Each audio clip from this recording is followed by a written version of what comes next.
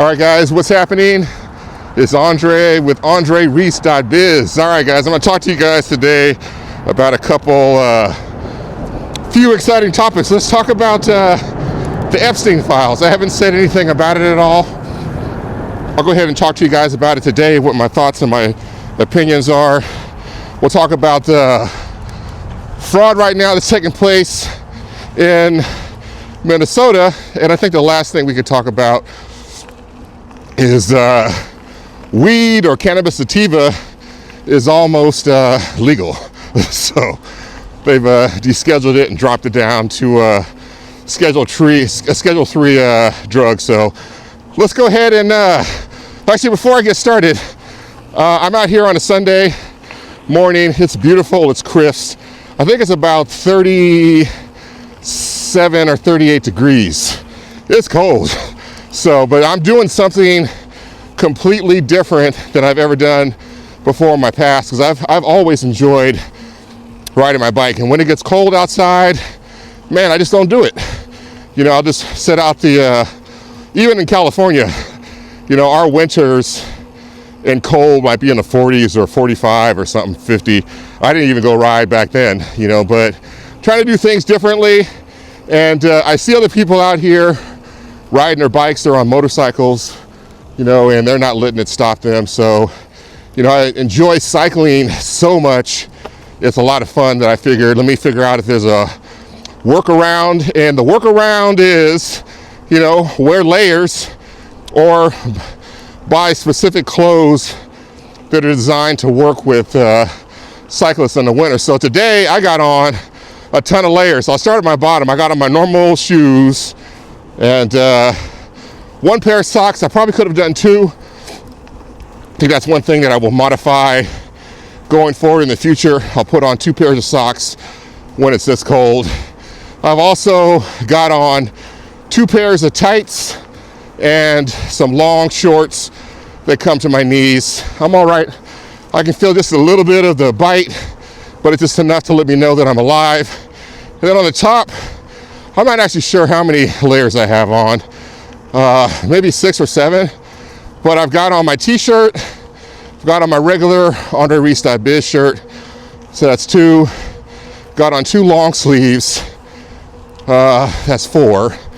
And I have on this bright neon hood. That's 5. Hey, how you doing, brother? And then I've got on this one, which makes 6. And do I have something else on underneath this? That might be it. So 4. Yeah, I guess I got on about 6 layers of clothes.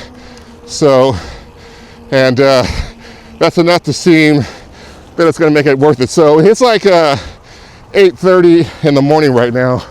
So as I ride, the temperature will definitely start to rise a little bit. And there's a little bit of wind, you know, actually very little. You guys can see behind me here, when I pass it on your left side, the flag is barely moving. So yeah, so we're out here making it happen. And doing these videos is also a motivation to get out here and ride when it's cold. So yeah, just trying to make it happen. So let's go ahead and jump into it. Like I said, I got a few topics to talk about today. So let's start out with the Epstein files. So Friday was the deadline. I'm not sure the exact name for it, but it was the Jeffrey Epstein Information Act, whatever it was, that was passed, and at the congressional level, that they had 30 days to release all the files to the public. And so that came and went over Friday, and you know, I actually went, and there's a number of people that are posting stuff right now. They've kind of sifted through, or maybe they've stolen stuff from other people that have come up with it. But I don't know how many people actually went through. There's roughly, if you go to the website, there's, I think, 7. If you want to see it yourself, which I recommend doing, go to the Department of Justice website, or just Google, or ask ChatGPT, where do I find the Jeffrey Epstein files? There's a link on the FBI's website as well as the Department of Justice. And so all you got to do is navigate to that. And they've got roughly about 7 batches of files that you can go through individually, or you can download them and look at them at your pleasure, whatever you decide you want to do. So, and what I did was, I just went directly to the website. I didn't download a zip file or anything like that. And hey, what's up, brother? And in total, they have roughly about almost 10,000 files that are available to look at. And so I probably looked at, I don't know, maybe probably at least 300 of them. And I didn't look at them in any particular order. I just kind of randomly just clicked on the files. But I'd say the first 2 batches of files pretty much has mostly picture evidence and photos that you're going to find when Epstein was hanging out with folks, the cameo photos, all that type of stuff. Here, I got to try to get up this little hill here. And so this will be the high point of my ride, like I always say. So here, hang on a second real quick. Okay, so we're doing good here. All right, so like I said, I looked at least 300, maybe 400 files, somewhere in there. And the first 2 batches are going to be the ones that are going to have a lot of the photos in them. Then at least the last 3 batches for sure, there's a lot of court documents, subpoenas, paperwork, that type of stuff. And, in the end, what are my thoughts on what I saw? Man, I'll tell you, if you want to get an idea, because I think they pretty much took photos of almost every square inch of Jeffrey Epstein's compound and estate that he had over in the Bahamas. So, and you'll be able to see inside based on how he lived, what type of things he surrounded himself with, and it kind of gives you a view into wealthy individuals and wealthy folks and how they decorate, what type of things they find to be interesting. And so the general theme that you're going to find is majority of stuff that he has, or a lot of it, are trinkets and trophies that he's collected from around the world, works of art, things that are hanging on the wall, tapestries, all that type of stuff. You get a detail of what type of stuff he used in the bathroom to wash himself, and and the thing that's also interesting is you will see a contrast, because a lot of us just live on our own. We're responsible for everything. The garage is like the unfinished space. But in a place like this, with him living in a compound, let me make sure I get across the street here, okay? So let's see. Yeah, we're good. So with him living in a compound, you can see the complete contrast between where he lived and where the people lived that supported him, and so the whole place overall was very clean, very immaculate. Even, I think the only area of mess and confusion was looking at his server rack that he had. The wires weren't clean, they were just all over the place. It was like a patchwork of a rat's nest, but it gives you an idea of, the type of infrastructure, the type of equipment that he needed to be able to, keep his island going. And I'll tell you, I'm always, when I go on a cruise ship, they have the public areas and then they have the private areas. And underneath where the guests are not allowed to go, things are pretty rough, but they're clean and organized. So that's exactly how this kind of reminded me of kind of like above deck and below deck. So all good. So like I said, if you're kind of a curious person and you want to get an idea of how he lived, and I'll tell you, he had an affinity for the all-in-one Mac computers. They're all over his place. So he had different offices that were set up, different places that he can touch down, you know, and then some of his place was under renovation. You can see those type of things happening, you know, so it definitely gives you a chance to peel back the curtain a little bit and see into what's happening at a level that a lot of us may not ever be able to experience, you know. So there's a public side, which is the top of the ship. Then there's the below the deck where the people that work for him, that maintain his residence where they lived, you can see their sparse accommodations. But things are clean and orderly. You can see supplies that they had stacked on shelves, you know, that kept the whole place going. You can see some of the guest areas that he had as well. It's all there for you to be able to see. So that part was really interesting to see. And I'll tell you, going through the one person, and I just thought they were just playing around, but you know, you can almost say that this release, you know, the one prominent person that I think at first, when I saw that Chris Tucker was in one of the photos, looked like he was out on a tarmac someplace, I was like, oh, okay, well, you just got to be careful, because, you know, you never know, you know, who may end up taking a photo of you and you get kind of caught up in something. But I thought maybe he just was in passing, ran into him, and he was like, hey, my boy Chris Tucker, what's going on? But he was in a lot of the photos, not substantial amount, but quite a few.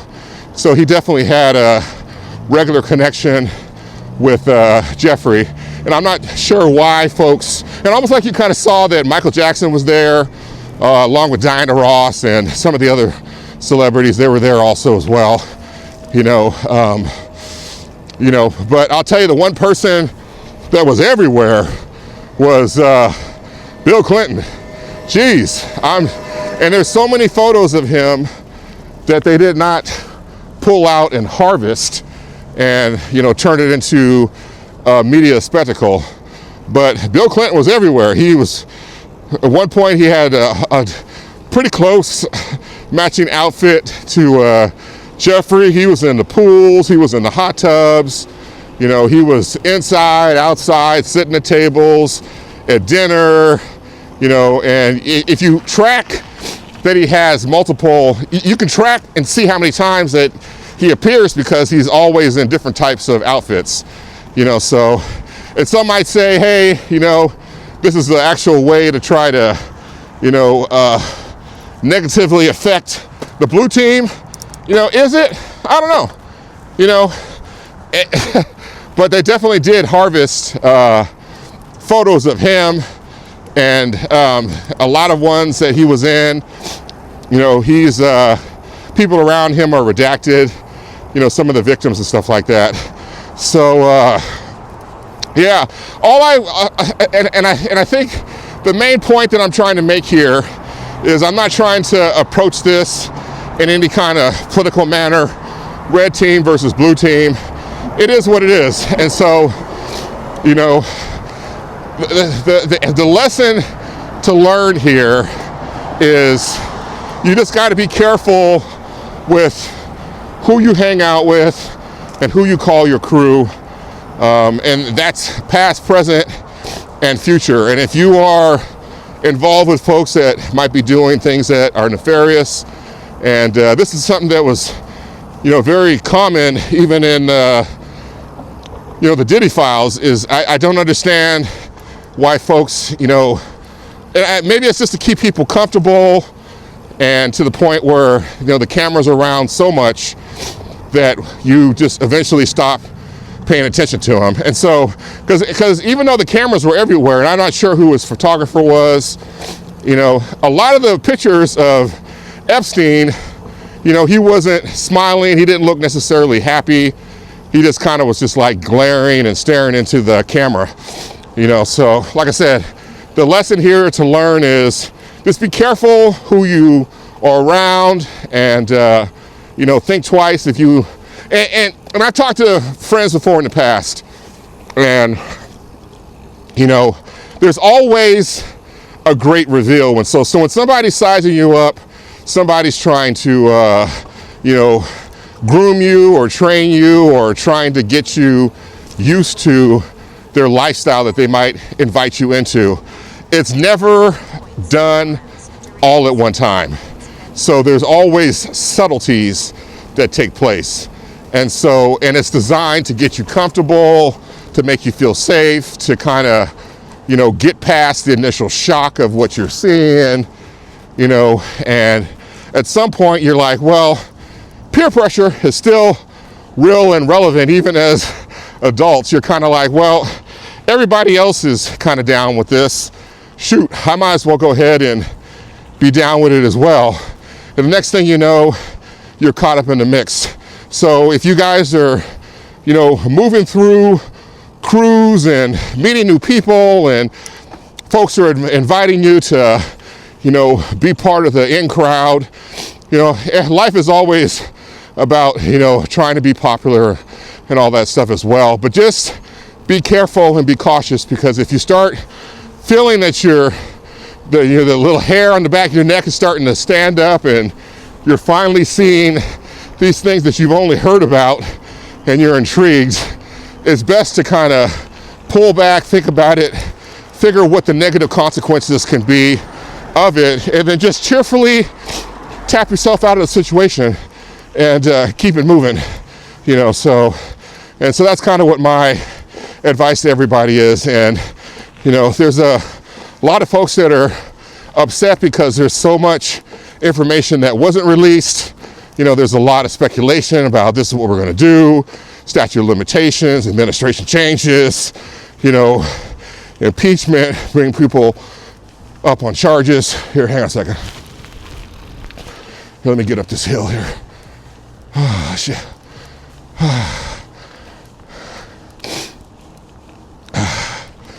Okay. All right, potentially bringing people up on charges. There's a whole gamut of legalese that are being discussed, and in the end, I hope that all the people that were involved in this, the victims, they all get justice, they find peace, and they're able to put this behind them and continue on in their life and still have a meaningful, existence. Because something like this, if you are caught up in it, you're reliving it over and over and over, and as all this stuff just slowly trickles out, it's like you're constantly, reliving the nightmare and the trauma and the horror.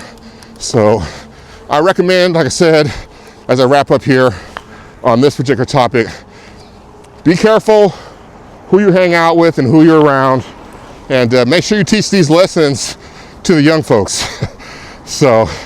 And if you look up the classic definition of being groomed and how the process works, understand that way you can know when somebody's trying to groom you for something. That way you can cheerfully tap out in the very beginning and keep it moving. And just like everybody now knows about gaslighting and, how people get gaslit and the procedure behind it, we need to also increase the awareness and make sure that folks completely understand, what it's like to be groomed for something. So, instill this in the kids, and make sure everybody around you knows. And I think a lot of folks will have a much easier and simple life to be able to try to navigate. So that's it, guys. Like I said, hopefully in the end, justice is done. And most importantly, heart goes out to the victims, and I hope that they are able to somehow find peace and resolution through this process. Okay, so that's it. No more on the Epstein files. So let's talk about, got 2 more topics. So we got fraud in Minnesota, and we got, what was the other one? Fraud in Minnesota, and weed is almost legal. So let's go ahead and jump on fraud in Minnesota. So, man, I'll tell you, I'm not gonna, you guys all know what's happening, what's going on, and there's communities that are being targeted specifically. There's charges that have been filed. There's indictments. There's businesses that are having their assets seized, and a lot of this stuff is happening under the watch of the governor of Minnesota. 0 miles, duration. Here, hang on a second. Let me get down here real quick. All right, I'm gonna ride down the hill here. And a lot of the stuff is happening under the leadership of Tim Walz, that's the governor of Minnesota. All good. It is what it is. And I would expect under any circumstances, anywhere, whether it's at the federal government level or local level, that whoever's responsible for whatever happens is held accountable. And that applies to everything, even at work. So nothing going on there. But this is the thing.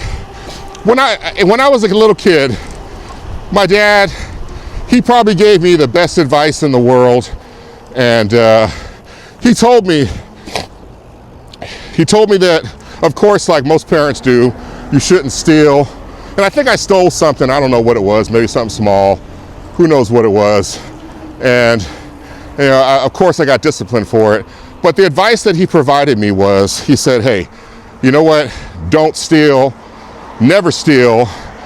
If you want to steal, there's only one condition that you should be able to steal. And he told me, he said, if you're going to steal, steal one time, and that's it. And be done stealing for the rest of your life. And he said, if you steal and you're able to, get one caper, to take care of everything, you never have to do it again, that may be an exception for why you steal. And if you want to steal something and it doesn't meet that simple criteria, don't do it. And that's always stuck with me all of my life. And so, and I use it as a basic guiding principle. So you figure, if you want to steal some stuff, most people start out small, then over time, they kind of grow, and they think that nobody's looking, nobody's paying attention, and then the theft gets larger and larger and larger, and then finally, they're done. They get caught, they're brought up on charges, somebody snitches them out. There's, a gazillion movies that are about this basic phenomenon. And even the movie that had Al Pacino in it, Heat, and Val Kilmer, and, that was all about theft and knowing when it's time to stop and let it all go and not do it again and walk away forever.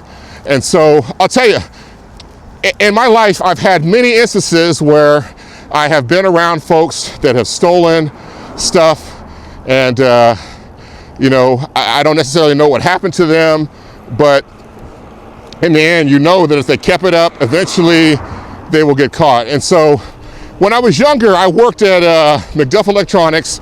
So this is like back in the 80s. I worked at Video Concepts in New Park Mall. We sold VCRs and big screen TVs. This is all brand new technology that was first coming out. We sold CD players when they first were released, and so and this stuff was expensive. And there was always a market for people to steal this stuff and sell it on the black market, or sell it to other people, because, how you doing? It was just so popular at the time that that's what people did. And I remember when I worked there, like I said, I started out at Video Concepts, became at Duff Electronics, and eventually I ended up going to Good Guys, and then the last consumer electronics company I worked for was Circuit City. And so all these guys are all out of business now. And but specifically at Good Guys, when I worked there, they used to always have loss prevention coming in. They had cameras all over the store. They were closed circuit television. They were there to help deter theft. And I remember one day the loss prevention guy came in. He had on his suit jacket, and he was there, probably talking to people or conducting investigations or whatever. And we used to kind of stand at the front of the store and just kind of wait for customers to come in, figure out where they wanted to go, and then we kind of direct them. If they wanted to look at stuff in our department, we would take them. So that's kind of where we, gaggled and jumped on customers. So one day, like I said, on this day, the loss prevention guy was there, and I'm standing in front with him. He's just chopping it up with us, and I started talking to him. I said, I was just asking him some basic questions. I don't remember what it was. And I was pretty young at the time, in my early 20s, and I was pretty naive about a lot of stuff. So I started saying, hey, what kind of stuff do people steal? And he was kind of like, hey, they steal big stuff. They steal small stuff. They steal medium-sized stuff. There's not really any rhyme or reason. They try to steal things that they can sell and make money on. And I said, well, how often do you guys catch people? He says, not often. And he said, and he kind of walked me through it. He said, what ends up happening is somebody will steal something small, and nobody's looking, nobody's paying attention, and nobody says nothing, nobody catches it. Then the next thing you know, they steal something bigger. So he said it might turn out where one day they were working in the store, and they needed some batteries for a remote control at home. And so they take like one AA battery and bring it home and put it in their remote control, and nothing happens. And then so the next time they go, they may break it down and steal, what's up, bro? They might steal second 2 batteries. Then they steal a 4-pack. The next thing you know, they're stealing a case of batteries. They're giving them out to everybody that they know. And, the next thing you know, they might steal a slightly larger item and slightly bigger item. And the next thing you know, they're stealing big stuff. They're trying to get big screens out the door. They're trying to get, TVs out the door. They're trying to steal audio equipment. And he says that's when we catch them, is when they're doing the big stuff. And so that's what, that's what essentially gives people away, is that their need to keep grabbing and stealing increases. So I remember there was a point where they were trying to tighten controls and all that, and we would have stuff coming in from the warehouse. We'd have stuff in the back on the shelf, and we'd be trying to, because I sold car audio at the time, so we sold like Alpine, Kenwood, JVC, all the main players and stuff. And at one point we started selling Infinity and JBL, and we had Orion amplifiers. So there was a big market to try to steal this stuff. So they tried to put a lot of controls into place to minimize the theft. And it got to the point where, if you're selling something and it had 7 or 8 items that were in stock, you can pretty much be sure that they're back there on the shelf. But if it was down to maybe 1 or 2 items, before you sold it, you wanted to go walk back to customer service and have them do a physical check and make sure that the item was there, because a lot of times items would come up missing and stolen. So, and to kind of wrap this up here, there was one guy that I knew that worked there, and he was a bandit, and he was wild, and he rode a motorcycle at the time, and he was like all over the place, this guy. And I'm not going to give out too many details. I don't even know where he's even at. I don't remember his last name. I just remember his physical description. But he was a very outgoing guy, and all the ladies that came through, he tried to mate with them, and no matter who they were. And he also, like I said, drove a motorcycle, so he was a fast dude, and he was out there in the streets. And I remember there was a couple times where I came in to the store, and homeboy was hiding. And so I was like, what are you hiding for? He's like, oh, he was speeding down the freeway, and the cops went into a high-speed pursuit. Because he had a motorcycle, he was able to duck in and out, and he made it to work. And you know, he was able to ditch away and not be found, and then he'd work his way back into the store, you know. And one day I was talking to him outside, and like I said, he had been stealing from the store for a long time, and he got to the point where it was probably a small little thing that he was doing, but he was doing it so much that he just felt confident enough to talk about it openly and wildly. And I was a generally pretty trusted individual. You know, I didn't get in people's business and stuff like that. And so he's talking about, you know, how he's been stealing all kinds of stuff. And I'm like, well, what are you talking about? How are you doing that? And he said, well, he says he grabs, so they used to have bulk stacks, and then he knew people back in customer service, and he give them a few dollars or whatever, and they slide an item over the counter. And what he would do is, the company at the time, they wanted to appear as customer friendly as possible.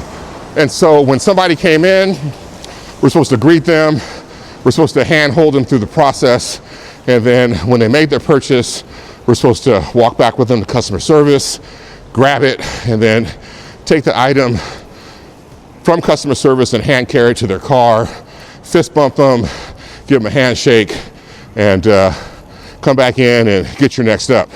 And so he utilized this need to have to walk with people and carry the product as his way to circumvent the system. And so what he did was he would work out the deal where he was stealing stuff from the back. Let me see if I can make it up here real quick. Let's see here.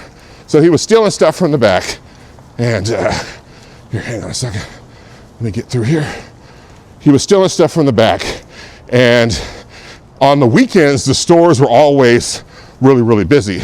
So he would time it where there was a big crowd of people that were at customer service, and like I said, he was a very friendly guy. And so he would be talking to people and laughing and making jokes, and then he'd get the item. And like, for example, Laserdisc players were really popular at one time. They were like $1,000. And he would grab the item, put it on his shoulder, and walk out with the customers.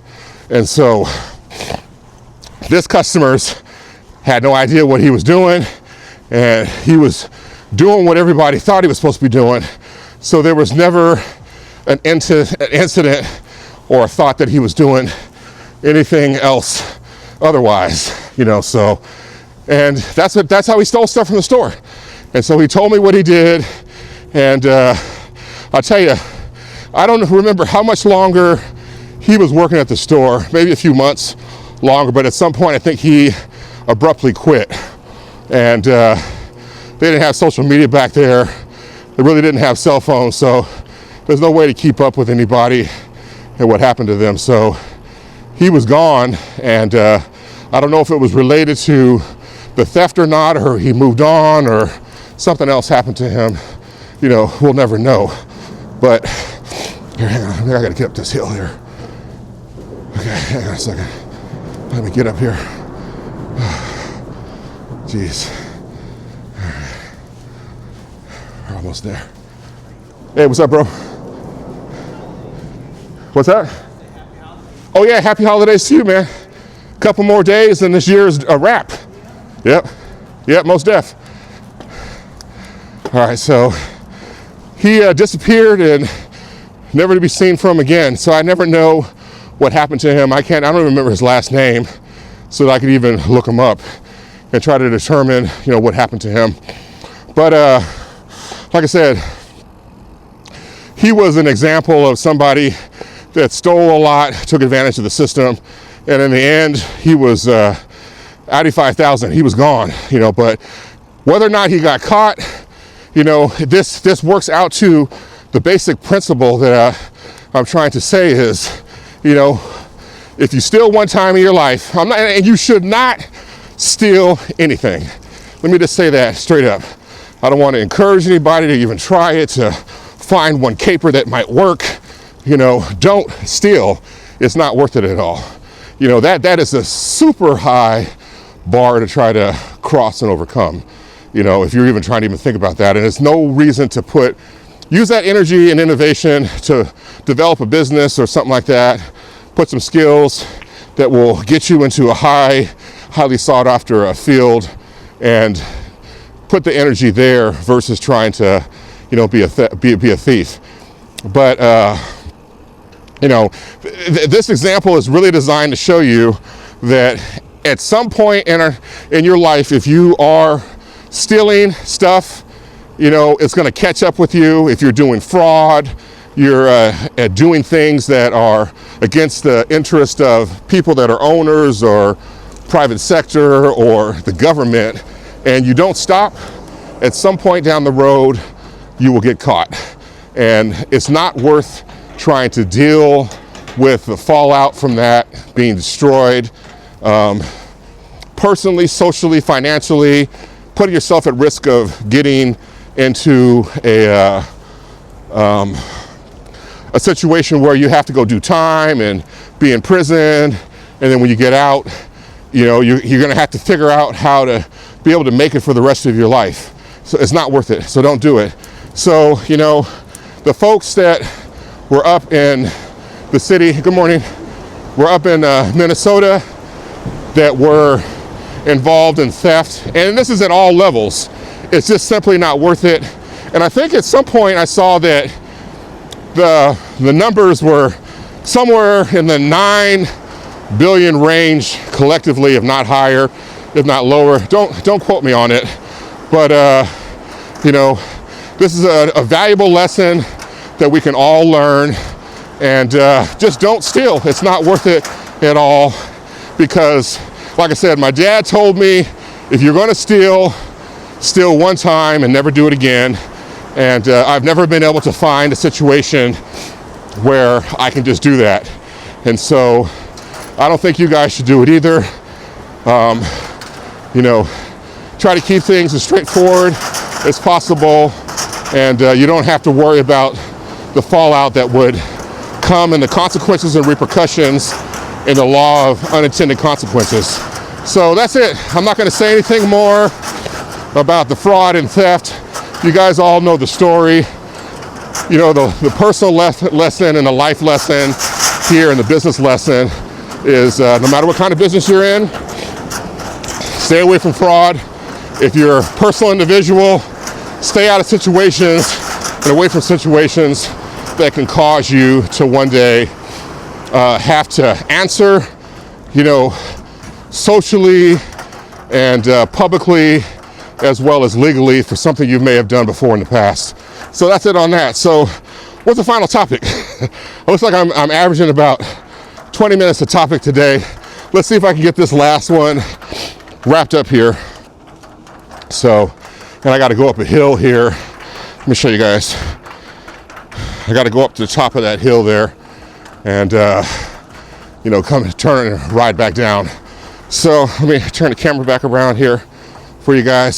So the last topic, let's talk about cannabis sativa. And weed, is a lot more legal now than it used to be. And so, I've been seeing a lot of folks talking about this, a lot of people have always, wanted something like this to happen. And cannabis sativa on the federal level has always been a Schedule I drug. And so it was treated like heroin, and meaning that it had like no medical uses for it, and it's highly addictive, et cetera, et cetera, et cetera. And so now they have declassified cannabis from a Schedule I drug down to Schedule III. So it's not completely legal, but it allows, so they're essentially saying that cannabis does have some medical effects to it, and this gives them the ability now to, test that and do studies legally, and take a look and see if there's a way that they could, integrate this into modern medical, good morning, treatment and therapy. So all good, yeah, all good.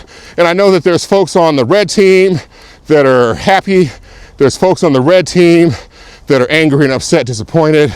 And the same thing duplicates itself on the blue side also as well.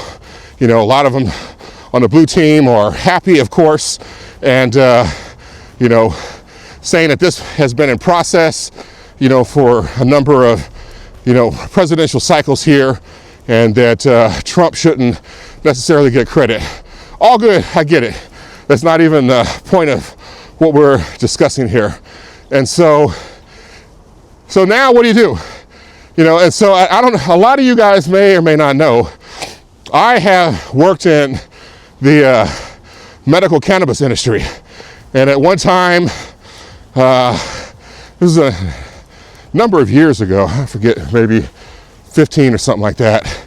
In California, they had a proposition at some point that passed, and it allowed, cannabis to be recommended, not prescribed, because it was not prescribable. It wasn't legal, so you couldn't write a prescription, but a doctor could make a recommendation to say that, based upon some of the known facts, it appears that having a recommendation to use cannabis will help, relax and alleviate or prevent some of your symptoms that you're suffering from. And it could have been things like pain or migraine or lack of hunger, cancer issues, the list went on and on and on. And so when I was working for this company at the time, it was right after the market had collapsed for housing. And so I had went out on my own, and I had lost a bunch of clients, and I wasn't to the point yet where I can completely sustain life. So I started looking for jobs that I can work, and I did that. So I worked at this company while I was also continuously, building my business, building my brand, and trying to get new clients so that I can make another go at it and go out and be completely self-employed again. So no big deal. And I had not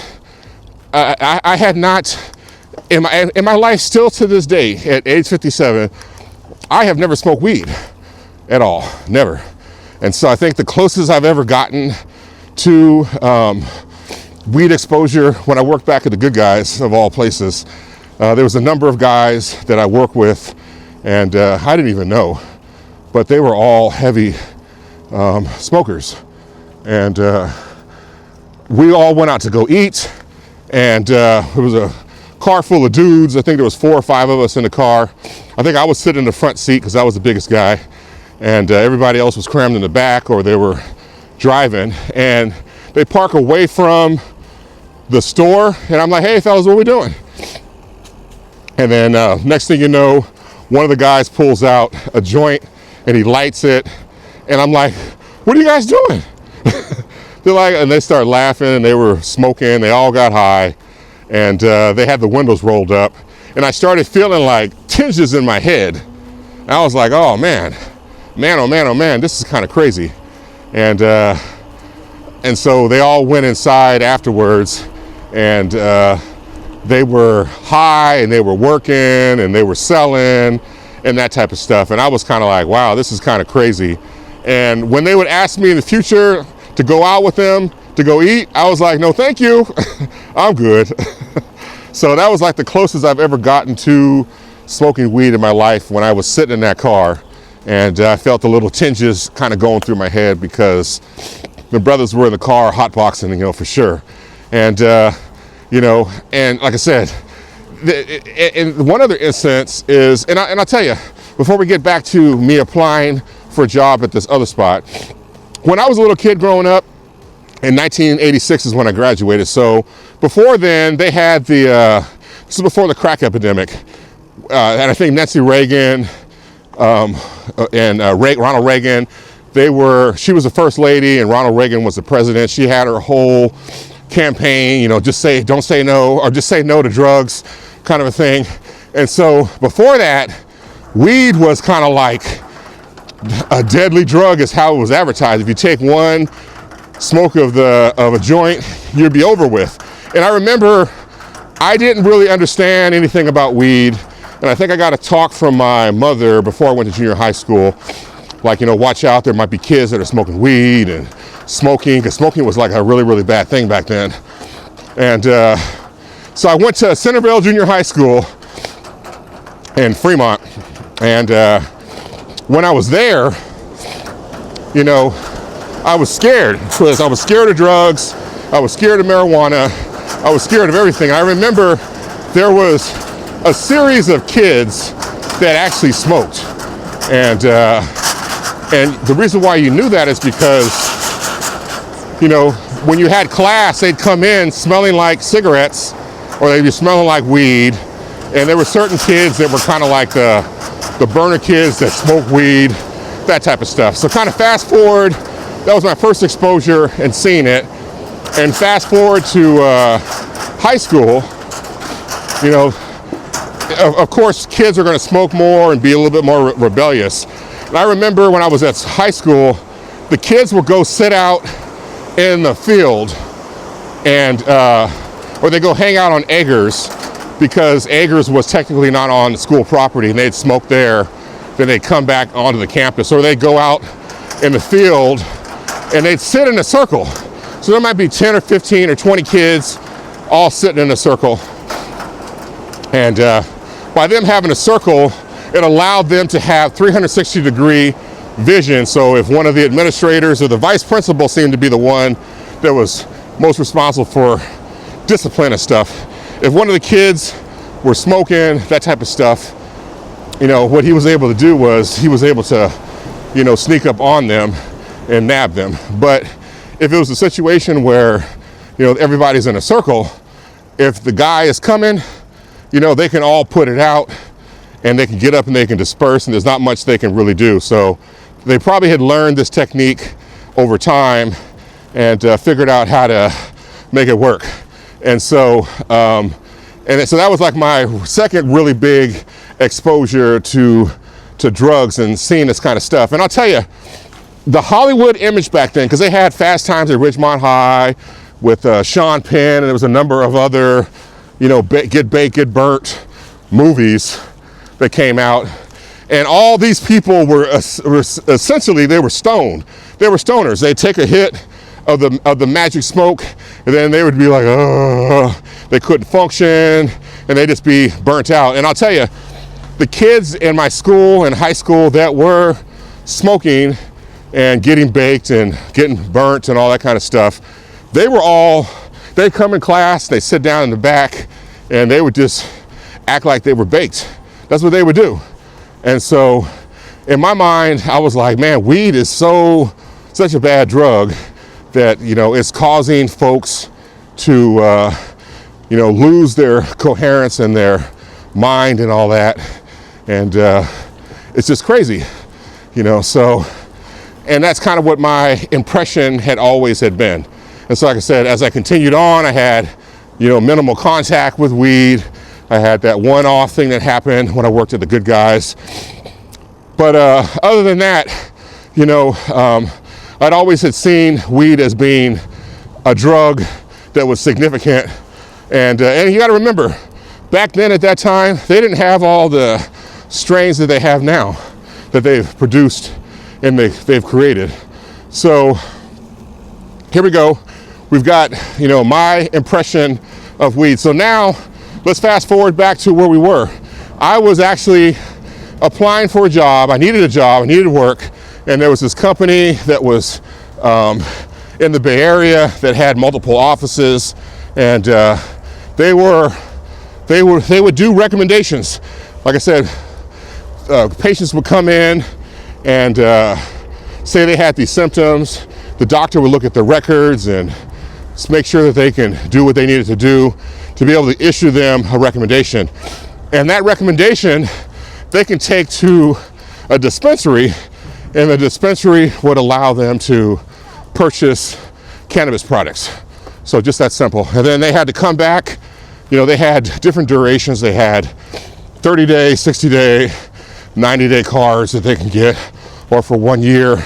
And if they got a 1 year, they essentially had to come back and get renewed and get recertified and get a new recommendation. So the idea in California was that if you got caught with cannabis and you were in a traffic stop or something, hang on a second, this is all sandy here. You were in a traffic stop and you got caught with cannabis products. If you showed your card and you were within the limit, you were just essentially fist bumped and you kind of continued on your way. So all good, you know. And I worked in the corporate office, and we had a clinic that was not too far from where we were, and I'd oftentimes go there and talk to the doctors that were there and all that. So that kind of gives you the basic structure. So I finally applied for this job, set up an interview, and when I came to the interview, you know, and at the time, the industry was very specific, and a lot of folks that worked in the industry were advocates and heavy users, that type of stuff.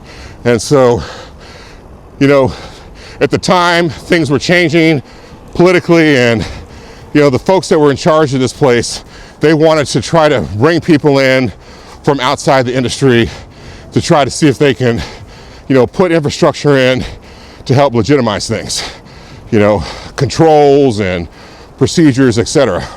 And so when I came in and I applied, I was one of the, I was head of finance and all that whole thing. And, you know, so I applied for the job, and they asked me a lot of the same basic questions that you would be dealing with in any type of job. And at one point they said to me, they said, "Hey, you know, how do you feel about, do you smoke weed?"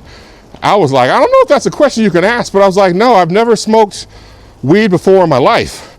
And they were like, okay, cool, we get it. All right, nice. And then how do you feel about people that smoke weed? And I was like, I don't have a problem with it. I really don't. I don't have any specific examples that I can give you, but I feel like if you want to do something, do it. I'm not here to judge and all that kind of stuff. And so they were kind of like, okay, cool, good answer. And so at that moment, they looked at each other and they said, man, I'm kind of dry. The other person was like, well, yeah, me too. I haven't had anything since this morning. So what they ended up doing was they ended up reaching into a desk drawer, and they bought out a bag of weed, and they got a grinder and some of the zigzag papers, and they started grinding them, and right there in front of me, and I was shocked.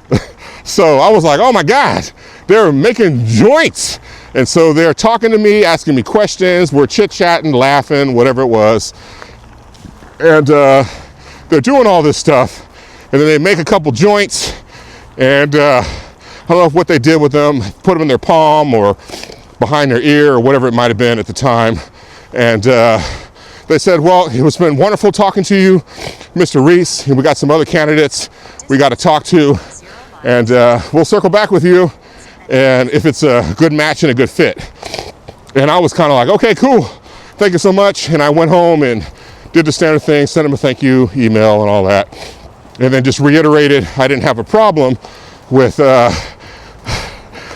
cannabis and people using it. So I think within a day or two, they reached out to me, they offered me, we settled, and I began to be an employee of this company. And so when I first started, first day, went through some basic background education, talked about my job duties. They were also hiring other people as well to become department heads. Some had industry experience, some didn't, and that's what I did. And so, like I said, I had never directly been around folks. And so the culture in the company was everybody that was there, whether they worked in the call center or they worked in the office, everybody smoked, or they consumed, or they did tinctures, or they did edibles, whatever it was. And so regularly folks would leave, like to go on a smoke break. They literally go on a smoke break. They go downstairs, they'd ask around who wants to come, and they go downstairs or upstairs. I think we might have had an upstairs deck or something like that. And they go up there and they'd smoke. Then they come back and they'd sit down and they would work. And so you got to remember, this weed at this level in the 2000s, was different than, what it was back in high school, like 20 years later. And these guys would work, they would do their job, they'd be coherent, they'd be in meetings, they'd have, discussions, they'd be passionate about different things. And I'll tell you, they were no different in alertness and attention than I was, identical. And so at that moment, I was like, wow, man, what I had thought and what I had seen and what people had portrayed was not really the truth, and I worked there for a couple of years, and, eventually there was problems within the industry, and a lot of people left. The company changed in the way that it was formatted and set up, and I rolled on out of there. But in the time that I was there, like I said, everybody smoked weed. They even had a compound that they would go to on the weekends and hang out and practice the community medicine. And I didn't go do that stuff at all. I didn't hate on anybody for doing it. That was their choice. And I just kind of left it at that, but it was definitely an interesting experience to be able to see, the industry from the inside out and then be exposed. So here we are now with things being upgraded, or I should say downgraded, to level 3 substance. So cool. It falls in the same category as codeine and what is it, creatine? I think it is, at least codeine, Tylenol with codeine, acetaminophen with codeine, so all good. I'm not tripping, and so am I happy that it happened? Yeah, why not? It doesn't affect me, it doesn't bother me. It's not going to change my stance on, smoking or whatever it might be. The only thing is that I think people need to be aware of is you got to be careful with the new direction that things are going. So, and you got to be careful if you become very, very comfortable with carrying it and having it with you on your person because of, the descheduling or your particular state, having laxer regulations and stuff. You got to be careful if you decide to travel, especially outside the country, and you don't know, you can actually, like, what's her name, Brittany Reiner, how she took some CBD bottles out of the country and got popped, you just got to be extremely careful and cautious, because if you're able to use the product and obtain it freely and not have any real consequences within the US, that doesn't necessarily mean that that translates over to another country that you may visit or you may see. So you have to be extremely careful. Good morning. You got to be extremely careful and cautious as you make movements, and make sure that you don't ultimately get caught up in something and say you don't know. Because I know there was a point where, I think it was the Cayman Islands. And actually, I think it was the Cayman Islands, that if you can't have any bullets.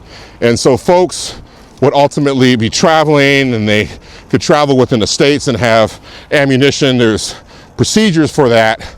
And if you end up taking any type of ammunition into the Cayman Islands, I think that's who it was. You're going to get arrested, and you're going to be put in the clinker, and you're going to have to get the U.S. State Department involved in trying to get you home. You know, and there's been a number of issues and situations that have taken place where folks have accidentally left the country and they didn't realize that they had a bullet in their bag, and they went through security and they got popped, and a good portion of their future life is ruined because they're trying to figure out how to get home. So every country has its own rules, its own regulations, it has its own laws. And just because it's a great place where tourists love to go and frequent, like Dubai, Dubai is a very cool place to go, but a lot of stuff that you do in the States typically is illegal. You know, you can't even you can't kiss your honey boo boo if you're married. You can't show any public affection, that type of stuff. The most that you can do is hold hands, you know. And so you just got to be able to take these things into consideration, and don't get too comfortable.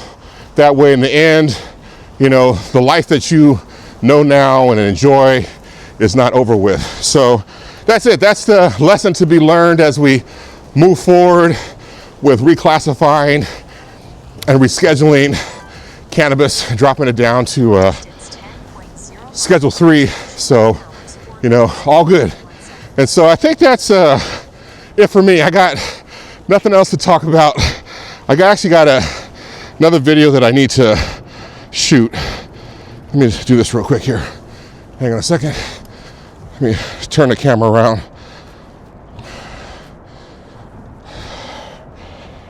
Okay, here we go. Give you guys a frontal look here. So it's definitely warmed up a lot out here, and really enjoying it. So let me get past these guys up here real quick and not cause a disaster, and we'll be all right. Good morning. All right, we're good. But you guys can kind of see there. It's really cool. I love coming to, hey, what's happening? How you doing? Good morning. And the ladies there were smiling, giving a brother a shout out on a Sunday. So as you guys notice, as I'm riding, a lot of people that I drive past or ride past on my bike, they are very friendly and very outgoing. So I love being out here, and I'm so glad that I got my behind up early this morning, did some work, and I'm here now, you know, riding my bike. And so I'm almost done. I think I got about 2.5, 3 miles before I get to the house, and we're headed out to church this morning. So I think we got to be there by 10:45, 11 o'clock. And we didn't do date night on Friday. We both looked at each other, and I was like, baby, you want to go out tonight? She's like, you want to go out tonight? I was like, hey, you know what? Let's stay home. And I had just bought some pizzas from Trader Joe. They're like the best one on earth. I had also bought some bag salad. I said, let's just stay home and enjoy ourselves. Here, hang on a second. Let me let these guys know I'm coming here.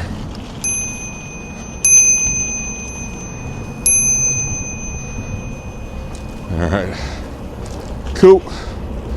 We out of here. So, yeah, guys, it was very cool to stay home. And we said, well, let's go out on Saturday. And, you know, and actually before that, I was looking, and there is like nothing playing at the movies right now. Nothing. And so I was like, hey, okay, let's just go out on Saturday. And so yesterday came, I got up early, I was working, I was doing some stuff. Marilyn slept in, and came and hung out with her and talked with her for a little while. And, you know, in the end, you know, let me turn this around here.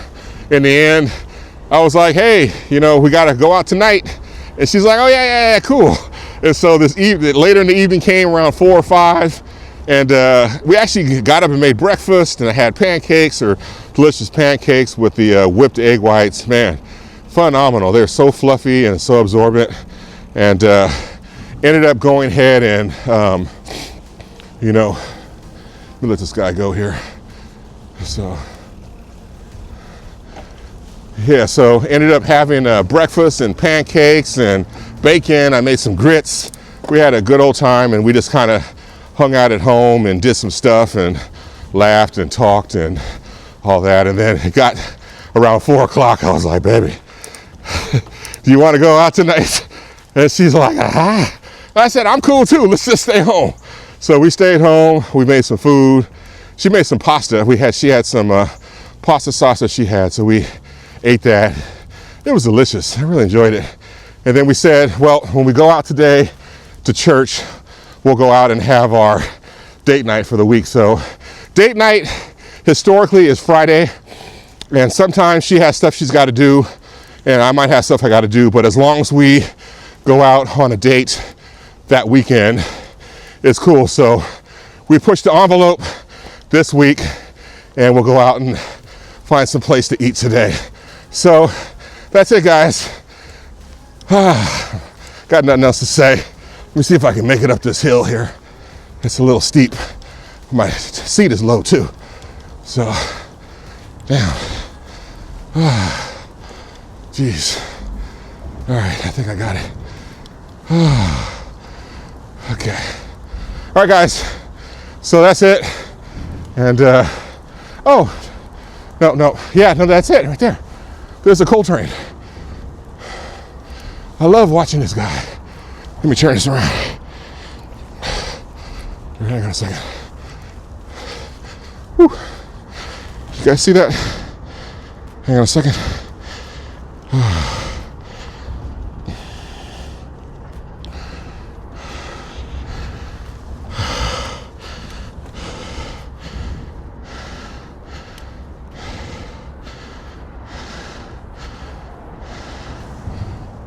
You guys see that?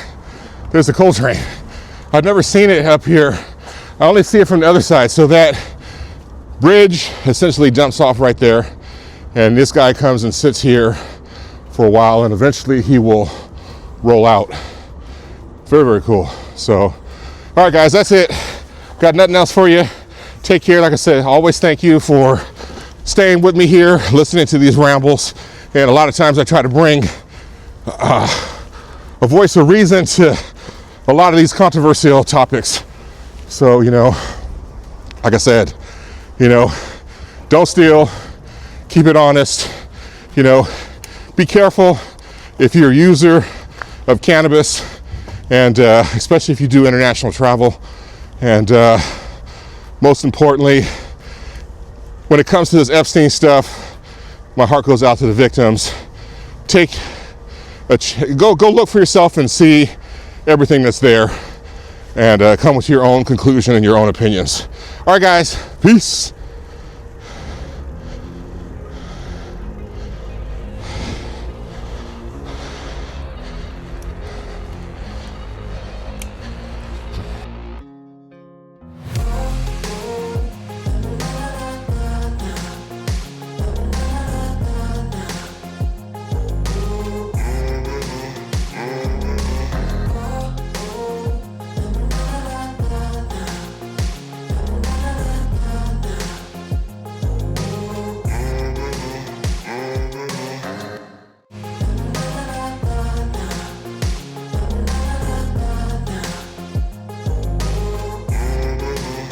in my life.